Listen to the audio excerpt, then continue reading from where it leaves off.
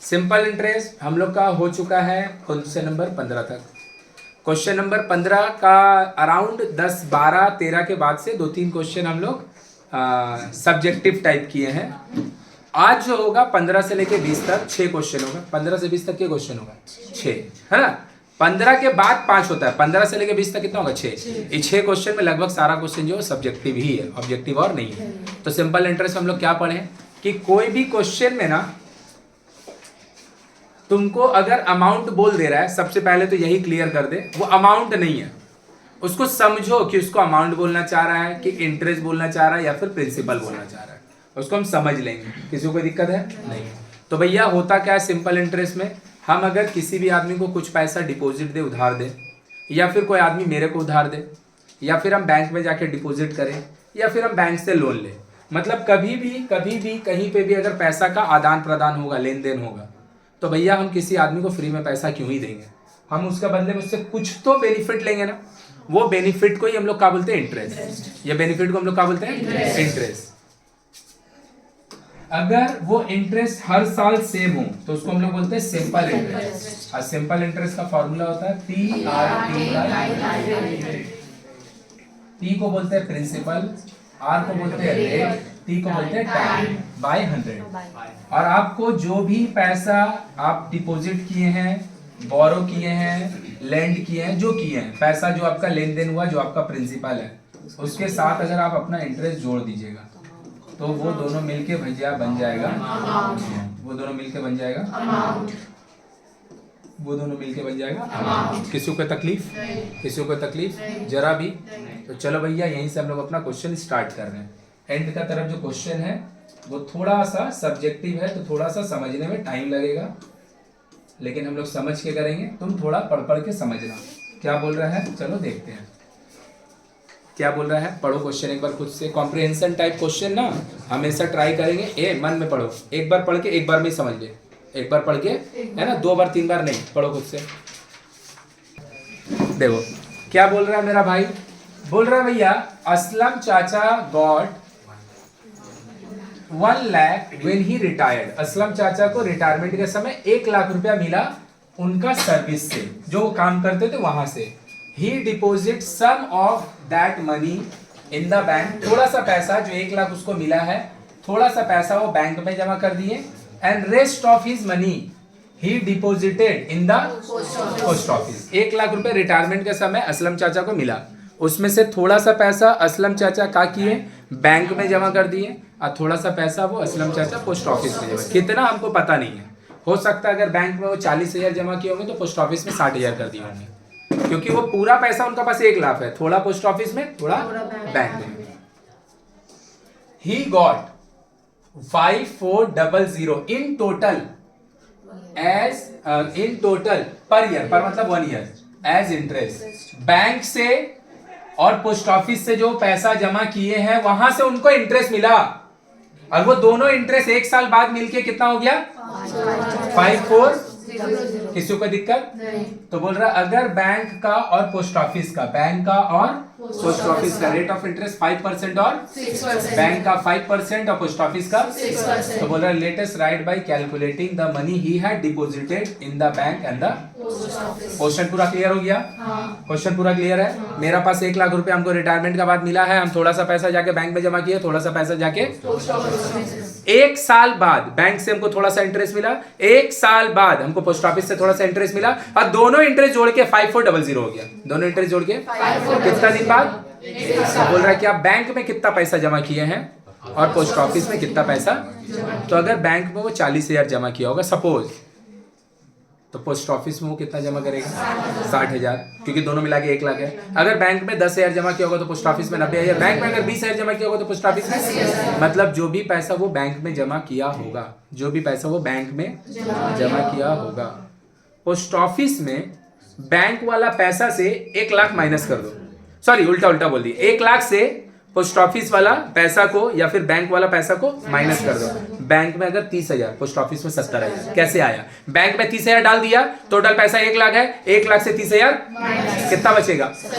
तो जो भी वो बैंक में जमा करेगा उससे अगर हम पोस्ट ऑफिस वाला पैसा को निकालना चाहते हैं तो 1 लाख से बैंक का पैसा को माइनस कर देंगे तो उसको कहाँ का पैसा मिलेगा, कहाँ का पैसा मिलेगा, कोई दिक्कत है। और टोटल इंटरेस्ट उसको कितना मिला है, तो क्या हम बोल सकते हैं लेट, ध्यान लगा के देखो, लेट ही डिपोजिटेड, असलम चाचा तुम लिख सकता है, ही डिपोजिटेड ₹X in bank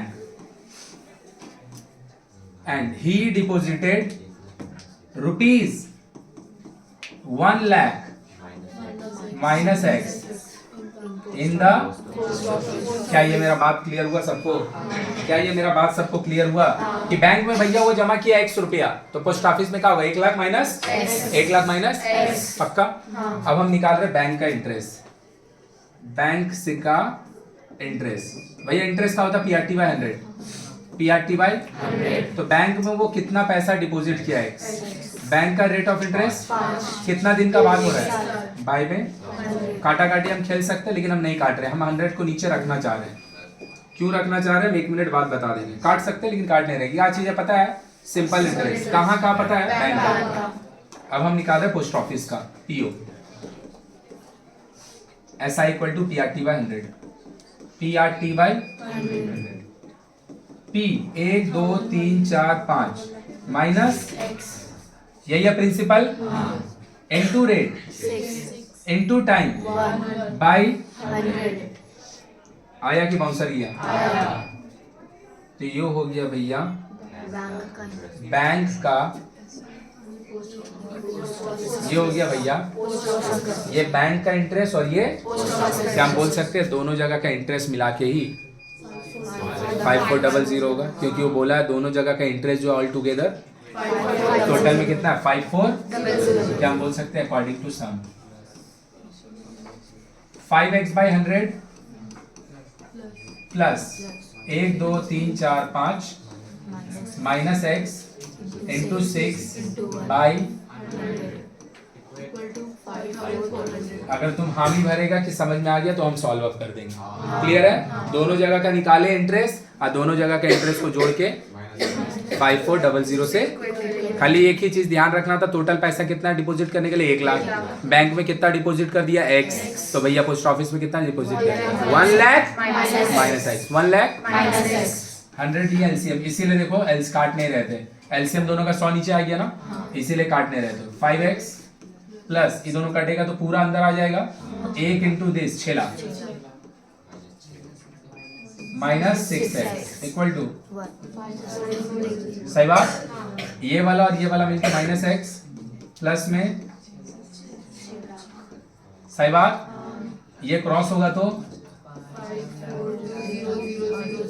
सही है, इसको उधर लेके चल गए, 5,40,000 है ये, माइनस में 6 लाख है ये, सही बात, तो पता है दोनों भाई मिलके माइनस 60,000 होगा, माइनस में हाँ या ना, x इक्वल टू, x कहाँ पे डिपॉजिट है उसका, बैंक में, तो भैया बैंक का हो गया उसको 1 2 3 4 5 और पीओ का जो उसका हो जाएगा वो होगा 1 लाख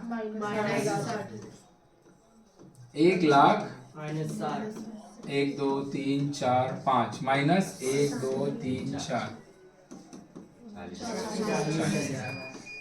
बोलो आया, थोड़ा सा भी समझ में आया कि नहीं आया, कि एक आदमी है असलम चाचा, उसके पास 1 लाख है, थोड़ा सा पैसा उसको बैंक में जमा करना है, थोड़ा सा पैसा उसको पोस्ट ऑफिस में जमा करना है, सही बात, थोड़ा सा बैंक में जमा करना है, थोड़ा सा बैंक में, थोड़ा सा हम मान लिए कि बैंक में जमा किया x, बैंक में जमा किया तो पोस्ट ऑफिस में कितना करेगा 1 लाख माइनस x, बैंक का प्रिंसिपल मान के, प्रिंसिपल बैंक का x मान के भैया बैंक का इंटरेस्ट निकाल लिए, 1 लाख माइनस x प्रिंसिपल मान के, कहाँ का पोस्ट ऑफिस का, वहां का भी इंटरेस्ट कितने दिन के लिए, और दोनों इंटरेस्ट को जोड़ दिए, क्योंकि हम नहीं बोले, क्वेश्चन बोला दोनों इंटरेस्ट मिलके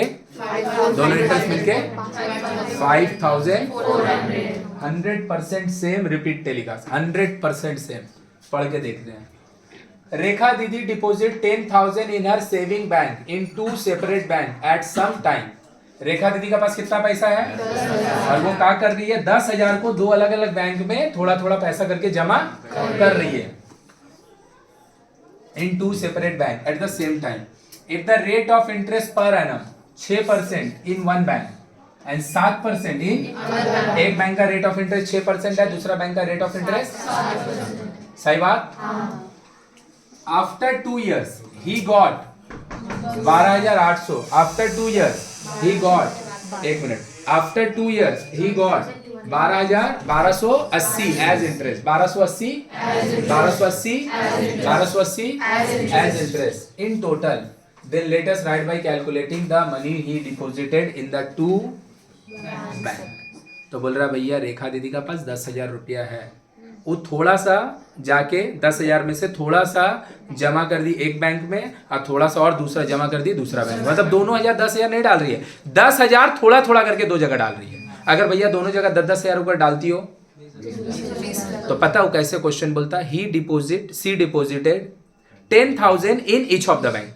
ईच वर्ड बोला है नहीं, पहला बात। दूसरा बात, अगर वो दोनों बैंक में 10,000 जमा करिए ये बोल ही देता तो फिर वो निकालने देता क्या? वो क्या बोल रहा है, दोनों बैंक में कितना कितना जमा किया है।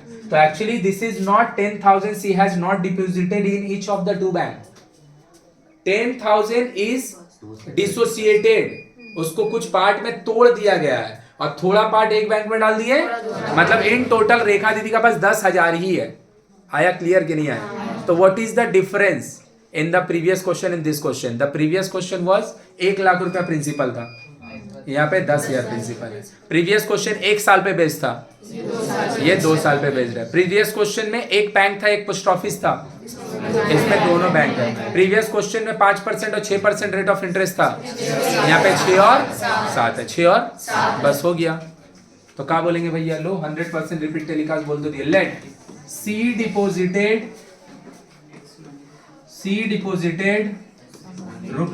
₹X in first bank and C deposited 10,000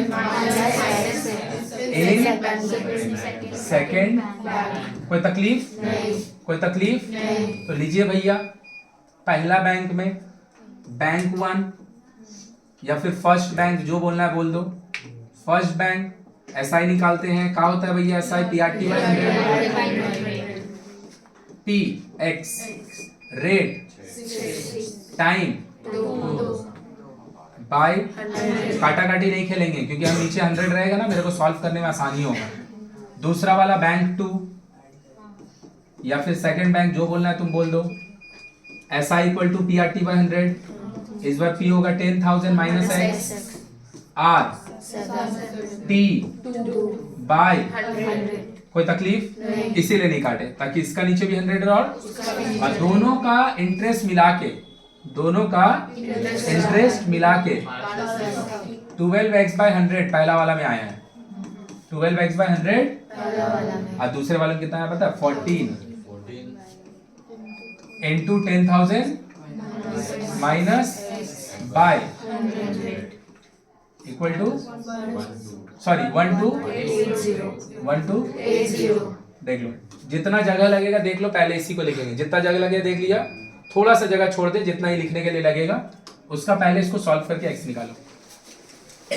ध्यान से अगर तुम देखेगा तो हम बोले 15 के बाद से, देखो इधर सब कोई 15 के बाद से सब्जेक्टिव होगा, जो कि सब्जेक्टिव है, सब 5 मार्क्स का आएगा। कितना मार्क्स का आएगा? लेकिन तुम दिमाग लगा के देख, 5 मार्क्स का भी इवन सिंपल इंटरेस्ट में कठिन क्वेश्चन नहीं है। मेरा बात समझा क्या? पहला क्वेश्चन में कहा था बैंक था और पोस्ट ऑफिस था, रेट ऑफ इंटरेस्ट 5 और 6 था, टोटल पैसा 1 लाख था। कितना दिन का क्वेश्चन था? 1 साल का। कितना इंटरेस्ट दिया टोटल? 5,000। पूरा तो सेम क्वेश्चन ये भी था, तुमको जो टोटल प्रिंसिपल दिया 10,000 दिया, टाइम 1 साल का जगह, रेट ऑफ इंटरेस्ट 5 और 6 का जगह 6 और टोटल इंटरेस्ट 5,400 का जगह 1,280 दिया। सब तो सेम ही तो किया। उसमें प्रिंसिपल x बोला था बैंक का, तो पोस्ट ऑफिस का बोला था 1 लाख माइनस x।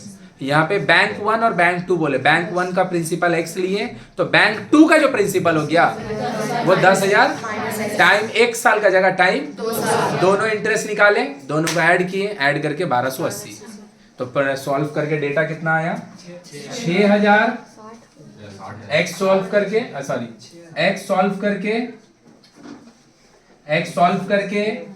सॉल्व करके हम लोग, सॉरी ये 6,000 आया ये पहला क्वेश्चन है ना, सॉरी ये तो हो गया। एक्स सॉल्व करके हम लोग का बैंक का 1 6000 आया और बैंक का 2 4000 आया। कोई दिक्कत किसी को? इसके बाद वाला क्वेश्चन जो है उसमें भी लैंग्वेज का ही गेम है।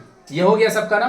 चलो ध्यान से, फिर से ध्यान से सुनेगा और बात को समझेगा कि जो हम क्वेश्चन करने जा रहे हैं। देख मेरा भाई, देख इधर, मंथ में क्वेश्चन नहीं बनता। क्वेश्चन सब किस में बनेंगे? अगर मंथ में दिया है तो ईयर में कन्वर्ट करो 12 से डिवाइड करके, और अगर डेज में दिया है 360 सही है।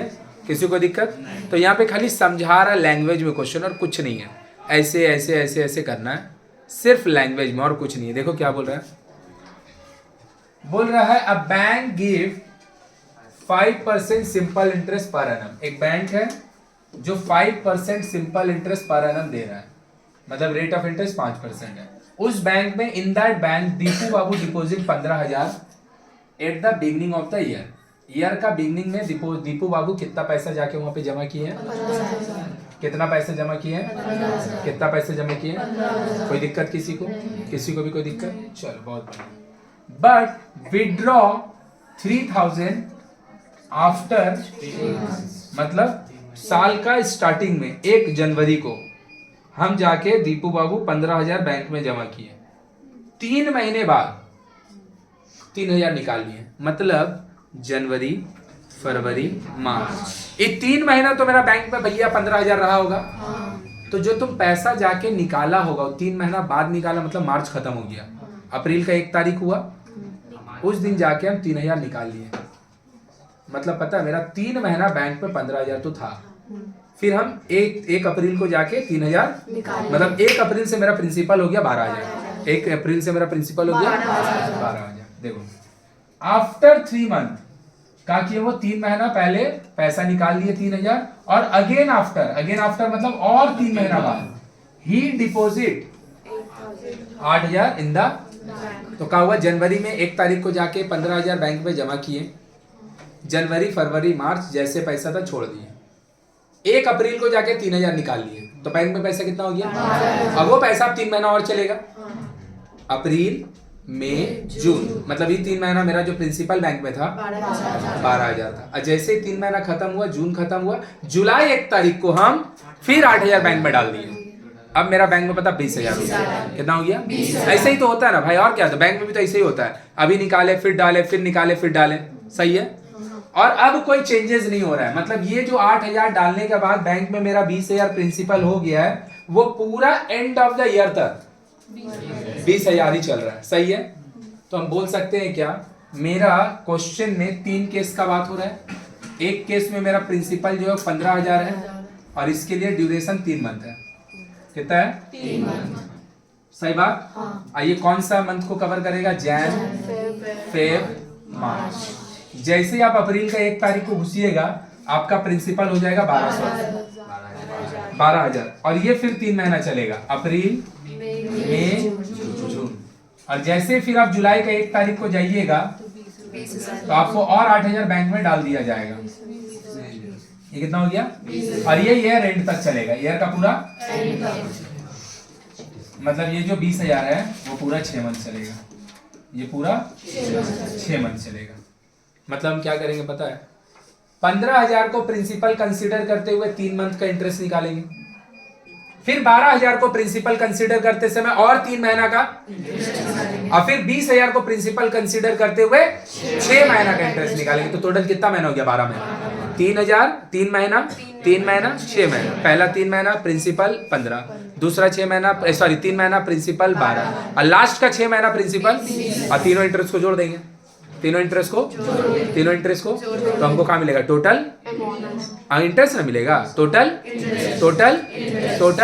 अरे मारेंगे, टोटल हमको निकालने का बोला। Let us determine the amount principal along with, भैया अमाउंट बोल देता तो प्रिंसिपल अलोंग विथ इंटरेस्ट का कोई जरूरत नहीं है। तो तीनों इंटरेस्ट निकालेंगे, उसको प्रिंसिपल में ऐड कर देंगे, तीनों इंटरेस्ट पहले जोड़ेंगे और उसको प्रिंसिपल में, तो आपको पता चल जाएगा। चलो पढ़ो एक बार क्वेश्चन फिर से। बोल रहा है क्या, दीपू बाबू a bank give 5% simple interest per annum, in that bank Deepu Babu has deposited 15,000 at the beginning of the year, but withdraw 3000 after 3 month, 3 महीना बाद 3000 निकाल लिया, and then again after 3 month, और उसका 3 महीना बाद, और उसका 3 महीना बाद फिर से 8000 बैंक में डिपॉजिट कर दिया, तो बोल रहा है कि ईयर एंड में उसको कितना इंटरेस्ट और फिर कितना उसको अमाउंट, तो इंटरेस्ट के पार्ट में निकलेगा, तीनों इंटरेस्ट को जोड़ देंगे तो क्या आएगा, टोटल इंटरेस्ट आएगा। क्या आएगा, टोटल इंटरेस्ट को प्रिंसिपल के साथ जोड़ देंगे, अमाउंट आ जाएगा। पहले निकालते हैं, देखो ध्यान से। हम बोल सकते हैं इंटरेस्ट, देखना क्या लिख रहे हैं, वर्ड देखना, इंटरेस्ट फॉर फर्स्ट 3 मंथ, अंग्रेजी में इसी को हिंदी में बोलते हैं पहला 3 महीना का इंटरेस्ट। तो ऐसा इक्वल टू का होगा P 15,000 ना, R कितना ड्यूरेशन है, 3 मंथ, मंथ में क्वेश्चन बनता है, मंथ को ईयर में करने के लिए 12 से डिवाइड, तो PRT, सही बात। तो कितना हो गया 150 इंटू में 5 इंटू में 3/12, काट रहे 6 से, कितना से 6 से 2 बार में कटेगा, 6 से 25 बार में कटेगा। ये तीनों को मल्टीप्लाई करेंगे, 125 इंटू 3 375, बाई में 2 187.5, 187.5, तो कितना इंटरेस्ट आपको मिला 187.5। पता ये कौन सा इंटरेस्ट है, पहला 3 महीना बिना पैसा विड्रॉ किए, जो पहला 3 महीना 15,000 डिपॉजिट किए थे, उससे आपका जो इंटरेस्ट जनरेट हुआ है वो है 187.5। अब देखो क्या लिख रहे, interest for next 3 month, interest for next 3 month. फिर से इंटरेस्ट का फॉर्मूला ऐसा इक्वल टू PRT/100, P अब मेरा हो चुका है, रेट अभी भी, ड्यूरेशन बाई 2 0 से 12 से ये 10 इंटू 15 150, कितना हो गया, ये क्या चीज है पता है, interest for the next 3 month. And what does the next 3 month indicate, next 3 month indicate April May June, April May June, क्योंकि पहला 3 महीना तो भैया 15,000 ही रहा, जनवरी फरवरी मार्च वो तो 15,000 रहा, लेकिन उसका बाद 3 महीना 12,000 चला, तो उसके बाद 3 महीना कौन सा महीना होगा, अप्रैल मई जून, सही है। अब उसका 3 महीना बाद जाके हम फिर बैंक में कितना जमा किए, और उसके बाद कोई चेंजेस नहीं, तो 1 साल तक, लास्ट तक, 1 साल का लास्ट तक अब मेरा बैंक में कितना इंटरेस्ट है, सॉरी प्रिंसिपल है 20,000, 12,000 8,000, 12,000 8,000। अब देखो क्या लिख रहे, interest for last, very good 6, interest for last PRT/100, PRT 6/12 by 1 500। किसी को कोई प्रॉब्लम नहीं, क्या है ये, कौन सा इंटरेस्ट, लास्ट 6 मंथ का, लास्ट 6 मंथ, कोई दिक्कत।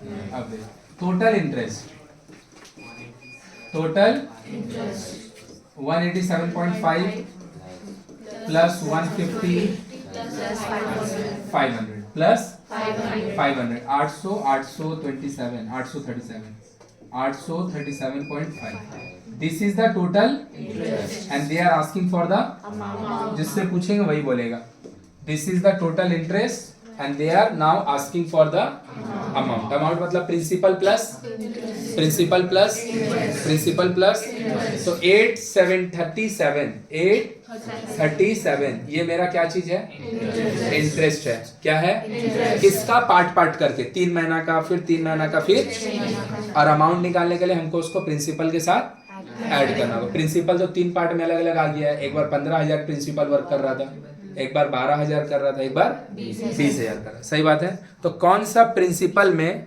837 को जोड़ के अमाउंट बनाएंगे, किस में जोड़ेंगे, 20,000 में, 12,000 में कि 15,000 में, क्यों 20,000 में जोड़ेंगे, प्रिंसिपल तो 15,000 है, प्रिंसिपल तो 15,000 है ना, तो 15,000 में क्या नहीं जोड़ेंगे,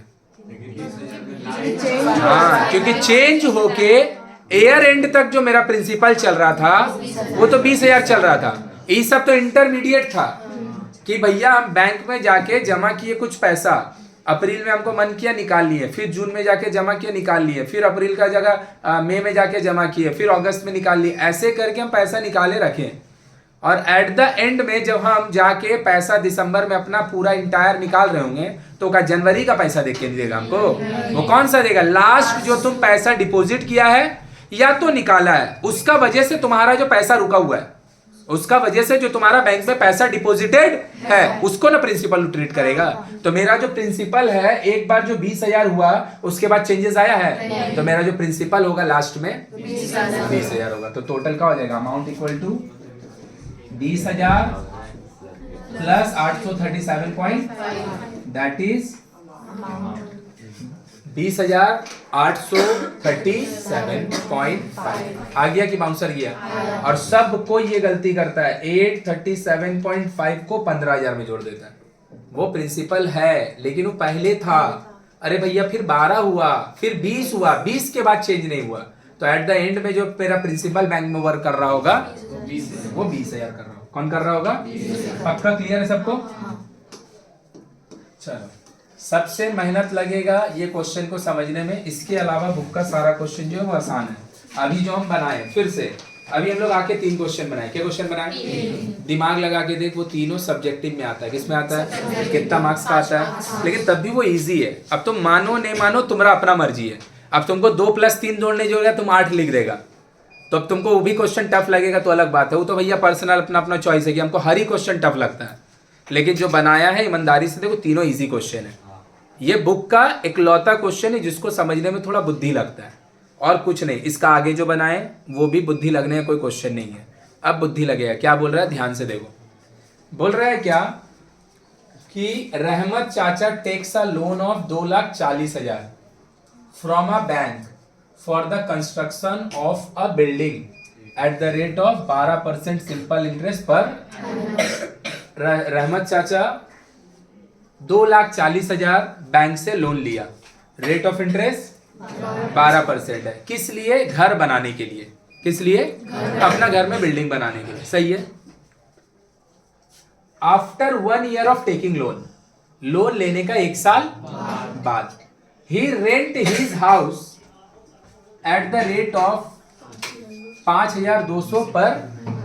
लोन लेके घर बनाया और लोन लेके घर बनाने का 1 साल बाद वो घर को भाड़ा दिया। ऑब्वियसली बनाने में तो टाइम लगेगा कि हम आज 1 जनवरी 2024 को लोन लिए बैंक से, 2024 मेरा पूरा निकल गया घर बनाने में, हम 2025 से घर को भाड़ा देंगे।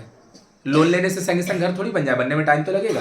तो लोन लेने का 1 साल बाद वो अपना घर का रेंट को, अपना घर को जो बनाया है उसको रेंट पे चढ़ा दिया। कैसे? 5,200 रुपया पर मंथ। 5,200 रुपया पर मंथ उसका मंथली भाड़ा है, ईयरली नहीं, मंथली भाड़ा है।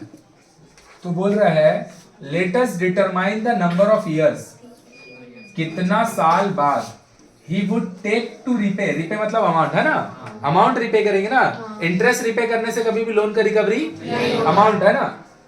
he would take to repay his loan along with from the income of the, कि उसका जो पैसा हाउस रेंट से आ रहा है वही पैसा से वो अपना लोन को चुकाएगा। अपना लोन को तो कितना दिन लगेगा भाड़ा वाला पैसा से लोन चुकाने में? भाड़ा वाला पैसा से लोन चुकाने में। इट इज लाइक कि भैया हम जाके बैंक से 1 लाख लोन लिए, झट से ने अपना एगो रूम बनाया और रूम लेके भैया हम उसको भाड़ा पे चढ़ा दिए। अब जो भाड़ा का पैसा आएगा ना उसी से हम रूम, जो रेंट का भाड़ा का पैसा आएगा, रेंट का पैसा आएगा, उसी से हम लोन वाला को थोड़ा सा पैसा देंगे।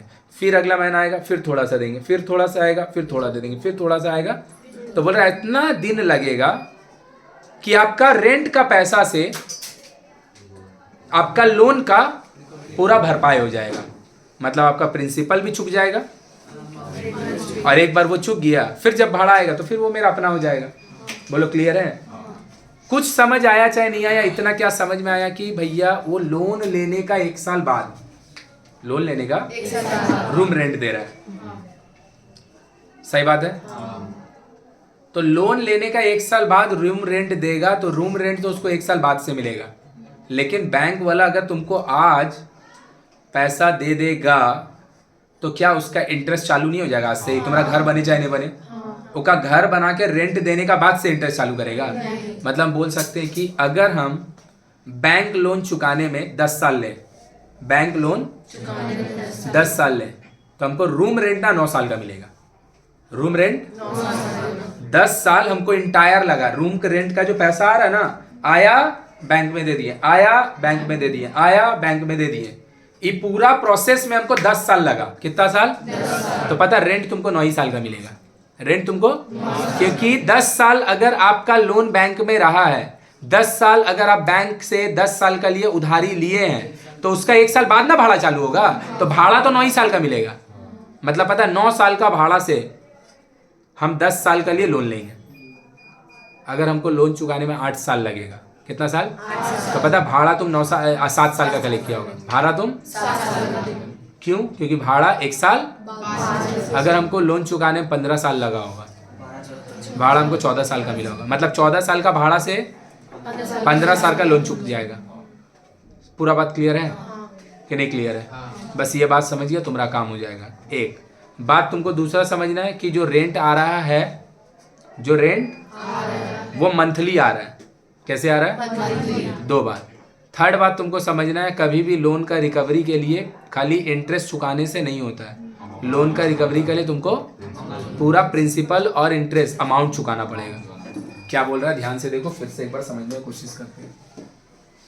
बोल रहा रहमत चाचा takes a loan amount of 2,40,000 from a bank for the construction of a at the rate of simple interest 12%। After 1 year of taking loan, he rent the house at the rate of 5,200 per month. Let us determine the number of he would take to repay his from the income of the। तो अगर हम बोलेंगे 10 साल हमको loan चुकाने में लगा, कितना साल? तो भाड़ा 9 साल का मिला। अगर हम बोलेंगे हमको लोन चुकाने में 15 साल लगा, तो भाड़ा, अगर हम बोलेंगे हमको लोन चुकाने में x ईयर्स लगा, x वही तो चाहिए, तो हमको रेंट x - 1 ईयर का मिलेगा। रेंट हमको एक कम ना, एक कम ना, तो हम क्या लिख रहे हैं देखो, let the loan taken by रहमत चाचा for 1 year, sorry for x year, for x years, for x years। किसी को कोई तकलीफ है? तो हम बोल सकते हैं यहां से, तो इंटरेस्ट कितना होगा? SI इक्वल टू क्या होता है? PRT/100। PR कितना लोन वो लिया है? 2 lakh. Rate of interest time by, ये दोनों भाई 12/24 मल्टीप्लाई 288, साथ में 2 शून्य, साथ में x। ये क्या चीज है? ये क्या चीज है? x ईयर्स का इंटरेस्ट। तो अमाउंट क्या हो जाएगा? प्रिंसिपल प्लस ऐसा है, principal. So this is the amount that the Rahmat चाचा will pay, that the and it will be paid by collecting the house rent। सही बात? देखो, he will get rent for x - 1 years। क्या ये बात समझ में आया? कि लोन अगर उसका 10 साल में चुका होगा, उस समय तक उसको 9 साल का ही भाड़ा मिला होगा। हम ये नहीं बोल रहे 9 साल का बाद उसको भाड़ा नहीं मिलेगा, हम बोल रहे उसका 9 साल का भाड़ा से 10 साल का लोन चूक जाएगा। उसके बाद जो उसको पैसा मिलेगा, अब उसको लोन देने के लिए कुछ बचा नहीं, वो वाला लेके रहमत चाचा अपना यासी करेगा। यही तो होता है ना भाई, हम लोग लोन लेके घर बनाते हैं और फिर उसको भाड़ा चढ़ा देते हैं। यही तो होता है, प्रैक्टिकली तो यही होता है। तो जो पैसा आ रहा भाड़ा का, कुछ दिन तक उसका लोन का भरपाई करेंगे करेंगे करेंगे, एक समय जाके लोन का पैसा का होगा, खत्म हो जाएगा। तो उसका बाद जब लोन रेंट आएगा तो तेरा काम का ही ना, तेरा खुद का ना पैसा बचेगा।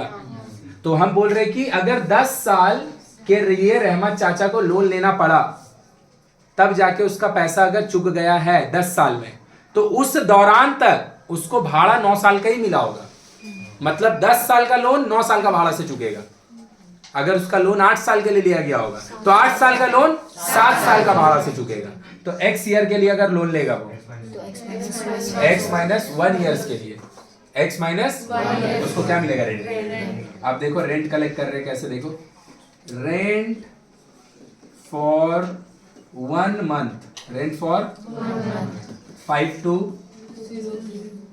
रेंट फॉर 1 ईयर, 1 ईयर तो इंटू 12।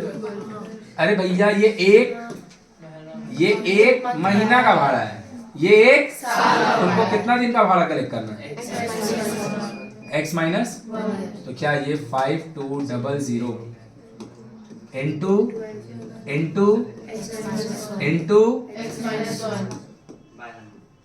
बाय 100। अब क्यों आएगा? इंटरेस्ट थोड़ी निकाल रहे, रेंट है ना, बाय 100 का आएगा। देख समझ में आया ये क्या चीज है? ये जो व्हाइट बॉक्स है ये क्या चीज है? x माइनस 1 ईयर्स का रेंट। और ये क्या है? x ईयर्स तक का लोन का अमाउंट।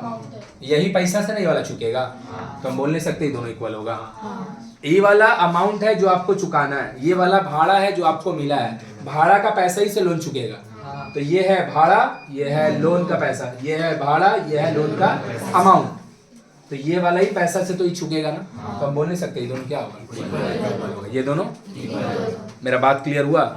अभी सॉल्व करते हैं, फिर से एक बार समझाएंगे, पहले सॉल्व कर ले रहे। तो क्या दिया देख लो ध्यान से, 2 4 1 2 3 4 plus 2 8 8 0 0 x is equal to 5 2 0 0 into x minus, ये वाला देख लो ध्यान से, 2 4 0 0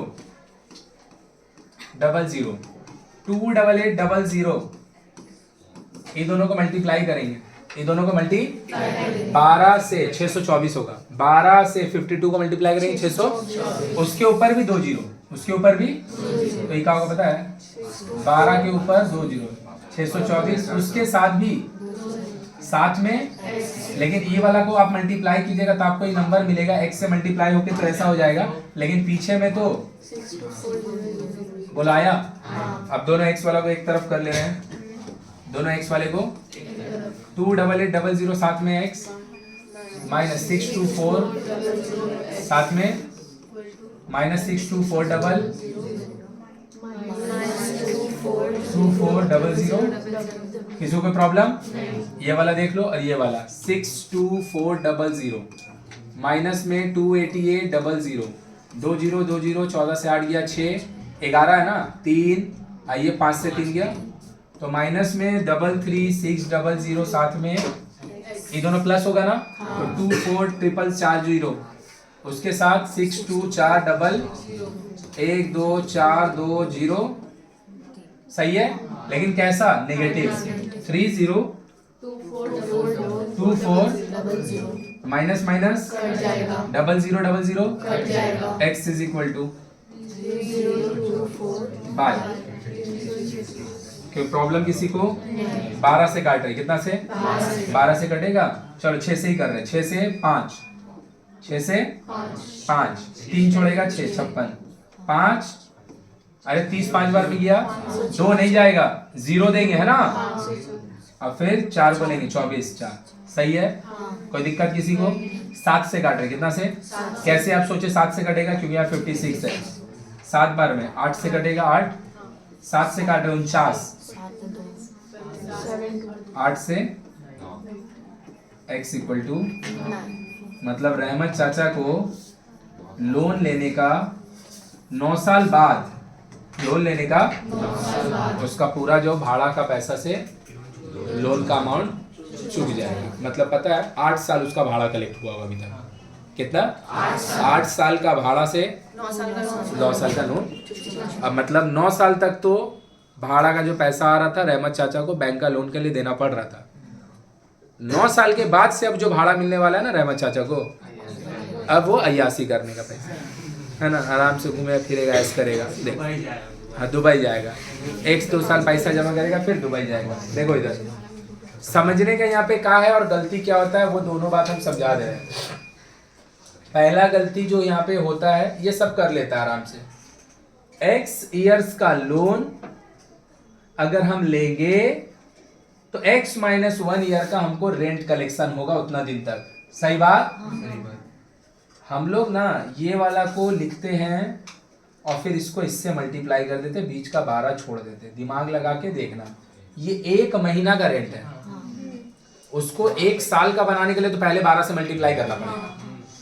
तुम क्या कर रहा है, 1 महीना का रेंट को x माइनस 1 ईयर से मल्टीप्लाई कर देना, तो गलत है ना। अगर हम बोलेंगे कि 200 रुपया पर महीना मेरा रेंट मिल रहा है, 200 रुपया पर महीना हमको कोई चीज का रेंट मिल रहा है, तो 2 साल में कितना रेंट मिलेगा, 2 साल में कितना रेंट मिलेगा, कितना मिलेगा 4800। कितना मिलेगा? नहीं जोड़ पाया, मेरा सुन के बोल रहा है, कितना होगा 4000। 200 रुपया पर मंथ है, 2 साल का कितना रेंट होगा? कैसे? 1 साल का 2400 होगा और 2 साल का, सही है। तो मेरा 1 महीना का कितना रेंट है? 200। हम का उसको 200 मल्टीप्लाई कर देंगे, पहले तो उसको साल में कन्वर्ट करेंगे ना। कैसे? 1 महीना का रेंट को 12 से मल्टी, तो उससे आपको 1 साल का रेंट मिलेगा। एक और 1 साल का रेंट आपको जब मिल जाएगा, फिर उसको आप नंबर ऑफ ईयर से मल्टी, तो फिर आपको जो मिलेगा वो x माइनस 1 ईयर्स का टोटल, और ये दोनों जब इक्वल करेगा फिर सॉल्व कर लेगा आदमी जैसा। इसीलिए हम सॉल्व खुद कर दे रहे हैं, प्रैक्टिस करेगा सॉल्व खुद करेगा। नहीं तो ये पूरा कहानी सुन लिया, ये पूरा कहानी समझ लिया, और उसके बाद ये सॉल्व ही तुमको नहीं करने आता, तुमको मल्टीप्लाई नहीं करने आता, तुमको डिवाइड ही नहीं करने आता, प्लस माइनस नहीं करने आता, काटने नहीं आता है, तो ई वाला जो पढ़ रहा है ना, ई पढ़ने से अच्छा किताब विताब भर के बैग में घर चल जाओ। यहाँ बैठ के कुछ नहीं होने वाला, ये बात हम बता दे रहे हैं। समझा कि नहीं समझा? हम यहाँ तुमको सम्स सिखाने बैठे हैं। हम इसको 2 और 3 को जोड़ेंगे कितना होगा, और -2000 और -5000 को जोड़ेंगे कितना होगा, वो नहीं सिखा रहे, वो 6th क्लास में रहता है। तो तुमको सॉल्व करने आना चाहिए। ये सॉल्व में तेजी कब आएगा? जब कोई क्वेश्चन देखेगा और उसको थोड़ा सा अपने से प्रैक्टिस करके बनाएगा, हमेशा छापने का अप्रोच नहीं रखेगा। समझा? सॉल्व जिन लोग से होता है उन लोग छाप के नहीं लिखेगा। जब हम समझा रहे हैं बोर्ड में सुनो समझो, लिखते समय ना ये देख के नहीं लिखने का चीज है। ये देख के वो आदमी लिखना जिसको लिखने में बहुत टाइम लगता है, क्योंकि हमको सम्स चेंज करना है। समझ में आया? जिससे होता है वो छापा छापी नहीं खेलेगा। चलो जल्दी करो, थ्योरी पोर्शन लिखो, सॉल्व वाला पार्ट खुद से करो। लेकिन जिसको दिक्कत होता है भाई वो अभी देख के लिखो। भी ना आंसर जब भी एंड होगा ना, कभी भी ऐसे आंसर नहीं छोड़ेगा। ये सब आदत अब बना ले कि जो आंसर आएगा उसको एक लाइन स्टेटमेंट में लिख देंगे। का एक लाइन लिखना, कथा लिखना है, the loan will be cleared, ऐसे ही कुछ है ना। हाँ, the loan will be cleared after 9 years। The loan will be after, change करें, सबका हो गया ना। देखो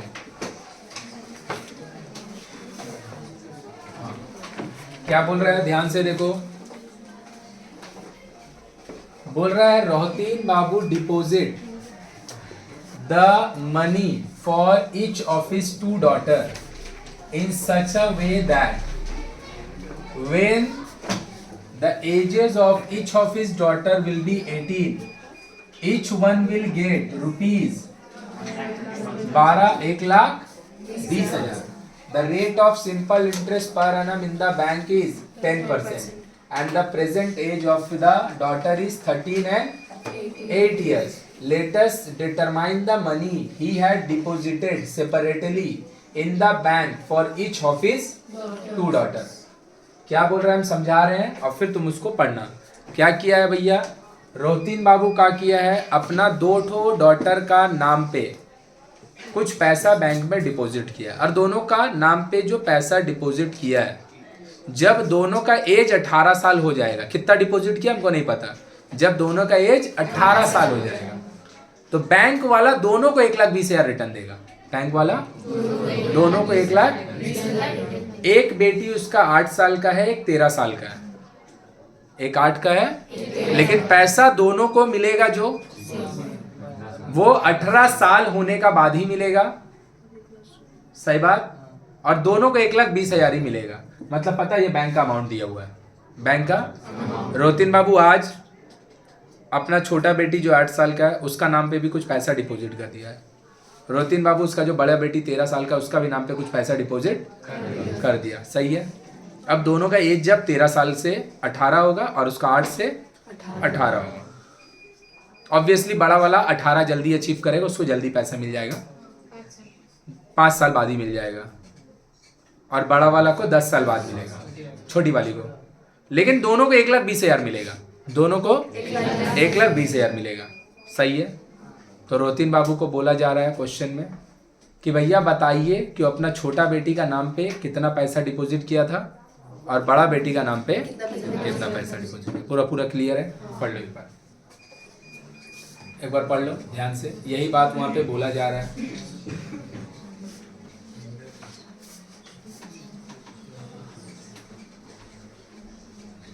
यही बात वहां पे बोला जा रहा है। Rotin Babu deposit for each of his 2 daughter, अपना दोनों डॉटर के नाम पे कुछ कुछ पैसा रखी in such a way that when the ages of each of his 2 daughter is 18, जब दोनों बेटी का एज 18 होगा, वन विल गेट, दोनों को मिलेगा 1,00,000।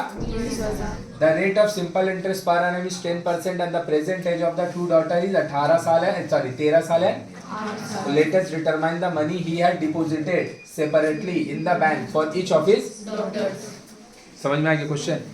कुछ समझ आया, चाहे नहीं, इतना समझ में तो कम से कम आया कि भैया छोटा बेटी का नाम पे कम पैसा रखाया होगा, छोटा बेटी के नाम पे, अब बड़ा वाला का, क्योंकि बड़ा वाला का ज्यादा अगर होगा तभी ना उसका 5 साल का ही इंटरेस्ट उसको मिलेगा और 1,20,000 उसको अचीव करना है। और छोटा बेटी के लिए वही ड्यूरेशन 10 साल चलेगा, तो थोड़ा पैसा अगर कम भी वो रखेंगे, ड्यूरेशन ज्यादा होने का वैसे इंटरेस्ट तो ज्यादा मिलेगा, इंटरेस्ट थोड़ा ज्यादा मिलेगा, तो हो सकता है उसका 10 साल बाद भी 1,20,000 हो। तो बड़ा बेटी का नाम पे उसको क्या करना पड़ेगा, थोड़ा सा पैसा ज्यादा रखना। ये बात क्लियर हो रहा है? ये प्रैक्टिकल बात है, इसमें कोई कैलकुलेशन का नहीं है। कैलकुलेशन का बारी उतना ही है कि भैया बताइए कितना रखा है, लेकिन ज्यादा पक्का बड़ा बेटी का नाम पे रखा होगा, क्योंकि उसका पैसा में 5 साल का इंटरेस्ट जोड़ाना है, तब जाके अमाउंट 1,20,000 होगा। छोटा बेटी का पैसा में, छोटा बेटी का पैसा में, छोटा साल का बेटी का पैसा में 10 साल का इंटरेस्ट, उसका साथ प्रिंसिपल जोड़ाना है, तब जाके 1,20,000 होगा, तब जाके 1,20,000 होगा। बोलो बात समझ में आया कि नहीं समझ में आया? तो हम क्या करेंगे, लेट किए जो यंगर उसका डॉटर है, यंगर डॉटर हम मान लिए उसका नाम पे वो X रुपया डिपॉजिट किया, कितना डिपॉजिटेड ₹X, सही बात। तो छोटा बेटी को जो इंटरेस्ट मिलेगा वो कितना मिलेगा देख लो तो, PR/100, P हो गया, रेट हो गया। छोटा बेटी का एज अभी कितना है जब रोतिन बाबू पैसा उसका नाम पे जमा कर रहा है, 8। उसको पैसा मिलेगा कब, जब उसका एज होगा, मतलब छोटा बेटी का नाम पे जो पैसा जमा हो रहा है वो बैंक में 10 साल रहेगा। कितना दिन रहेगा? अरे भैया कोई एक आदमी का एज है 30 और जब वो कुछ आके बैंक में पैसा जमा कर दिया, जब उसका एज होगा 38, तब उसको बैंक से पैसा रिटर्न मिलेगा। तो बैंक में उसका कितना पैसा डिपॉजिट है, सॉरी कितना दिन के लिए पैसा डिपॉजिट, 8 साल। तो छोटा बेटी का एज कितना है, 8, जब पैसा उसका नाम पे जमा हुआ है, सही है। तो उसको जब मिलेगा पैसा, उसको जब मिलेगा पैसा, वो कितना दिन का हो चुकी होगी, साल का 18। तो उसका लिए बैंक में कितना दिन पैसा लिया, 10 साल, 18 साल नहीं रहेगा। 8 में जमा किया, 18 में मिलेगा, 8 में जमा किया, आया कि नहीं आया, बाय, ये दोनों कट गया। X हो गया क्या चीज, इंटरेस्ट। अमाउंट क्या होता है भैया, प्रिंसिपल प्लस, तो कितना हो गया 2x का चीज है, और यही वाला तो उसको मिलेगा ना, तो ये भी अमाउंट है, वो भी अमाउंट है, ये भी अमाउंट है, वो भी अमाउंट है। मतलब क्या हो गया 2x, x equal to divide मारेंगे, मतलब रोतिन बाबू अपना छोटा बेटी का नाम पे 60,000 जमा किया, कितना 60,000।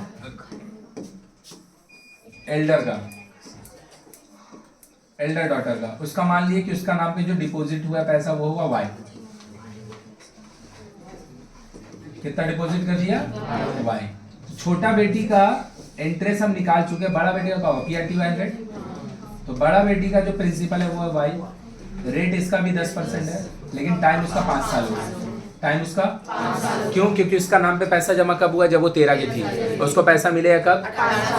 सही बात है। आदमी सही था रोतिन बाबू, लेकिन ना पैसा पूरा दिया है एकदम, सब सलवड़ा पैसा। 1 2 y बाई 2 सही है। तो ये बड़ा एल्डर डॉटर का क्या इंटरेस्ट है, अमाउंट क्या हो जाएगा तब एल्डर डॉटर के लिए? प्रिंसिपल है y और इंटरेस्ट है 2 3y बाई 2 और ये क्या है? एल्डर डॉटर के लिए। और जो उसका एल्डर डॉटर है उसको भी वही अमाउंट तो मिलेगा, क्योंकि वो बोला है दोनों को जब एज 18 होगा ना, दोनों को जो पैसा रिटर्न मिलेगा वो सेम ही मिलेगा, 1,20,000। तो क्या हम बोल सकते हैं अमाउंट इक्वल टू दिस? अगर हाँ या ना? पक्की बात? तो क्या हम यहाँ से लिख सकते हैं, दिमाग लगा के? According to sum free y by 2 equal to 1,20,000। सच्ची? सॉरी, इसको काट दें 60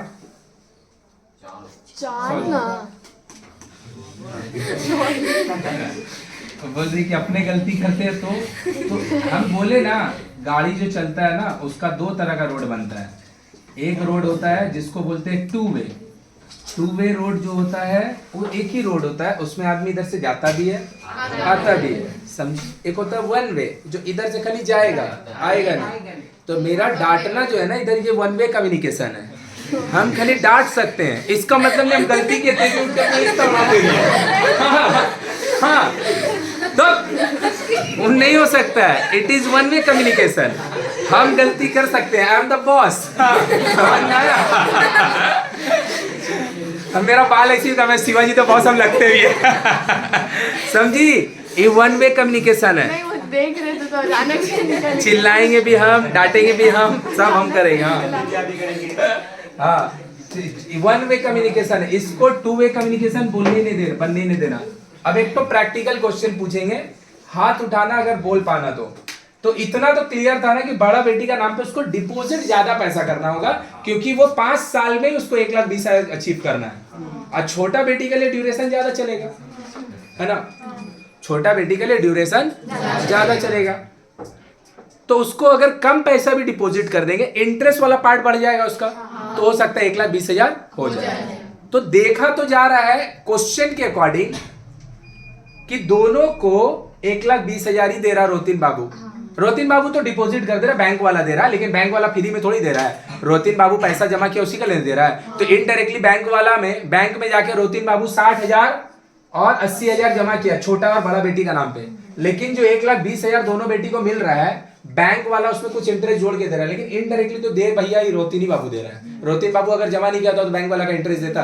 तो हम बोल सकते हैं रोतिन बाबू दोनों बेटी को अपना 18 साल जब एज अचीव करेगा तो उसको 1,20,000 करके रोतिन बाबू ही दिया इनडायरेक्टली, है कि नहीं? अगर इसको हम प्रैक्टिकल वे में बोले, जिसको समझ में आएगा हाथ उठाना, बोलना नहीं, कि अगर मान ले जेन्युइनली ये क्वेश्चन 2024 के लिए होता और आज उसका 2 डॉटर का, एक का एज है 13, एक का एज है 13 और एक का 8, तो 5 साल बाद जब 2039 आता 2029, तो बड़ा बेटी को 1,20,000 मिल जाता।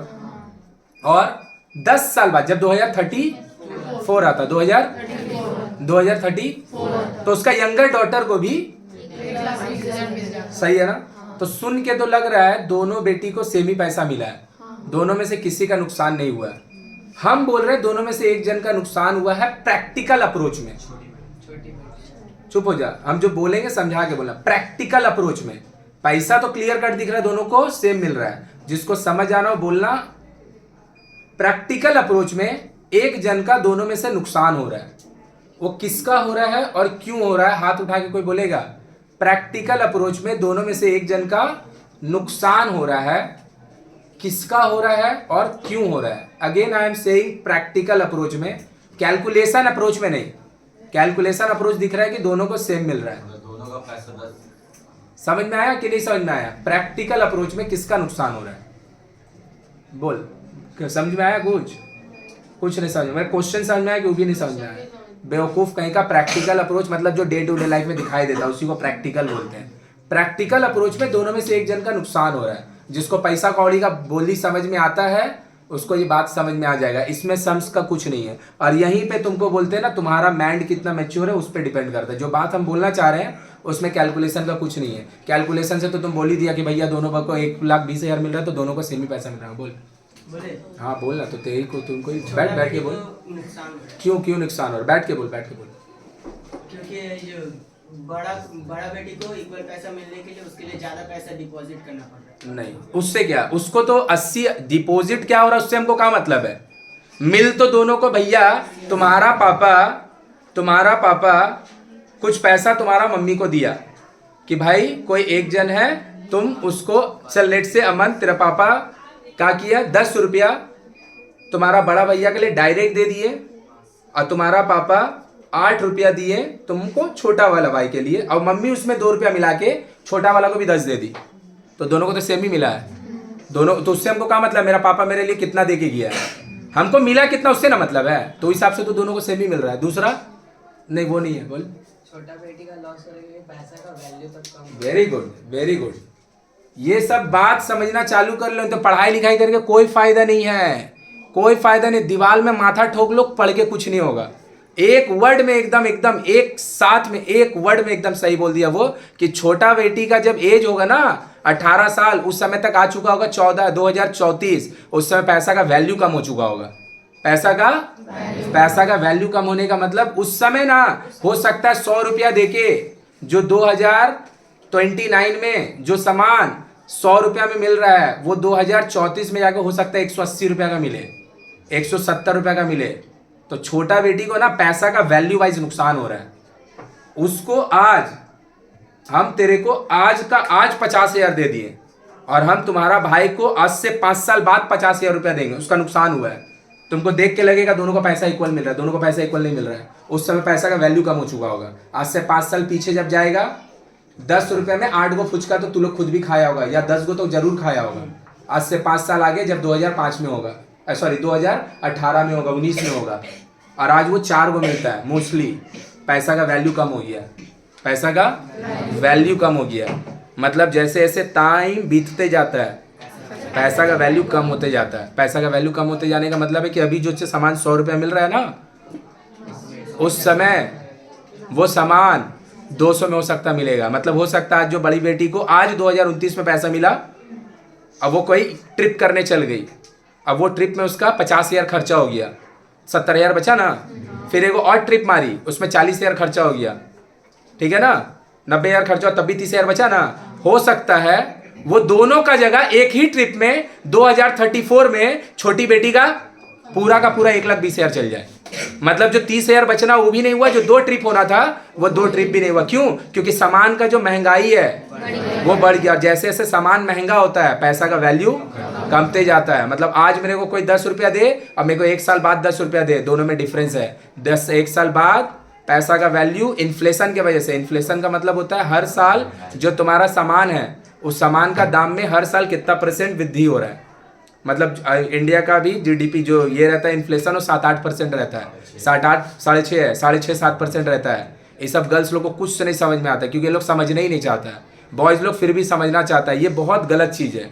तुमको सुन के हार्श लगेगा क्योंकि रियलिटी भैया दुनिया का सबसे यूनिक सच्चाई, दुनिया का सबसे यूनिक सच्चाई भैया, सन खड़ा है, अर्थ रिवॉल्व करता है। इसको क्या बोलते हैं? Universal truth. उससे ज़्यादा यूनिवर्सल ट्रूथ ये है ना कि जो सच होता है ना, सच बात, वो बहुत कड़वा होता है। ये उससे बड़ा सच है कि अगर हम इन लोग को बोले कि गर्ल्स लोग को इससे कोई मतलब नहीं होता, इन लोग को बुरा लग जाएगा।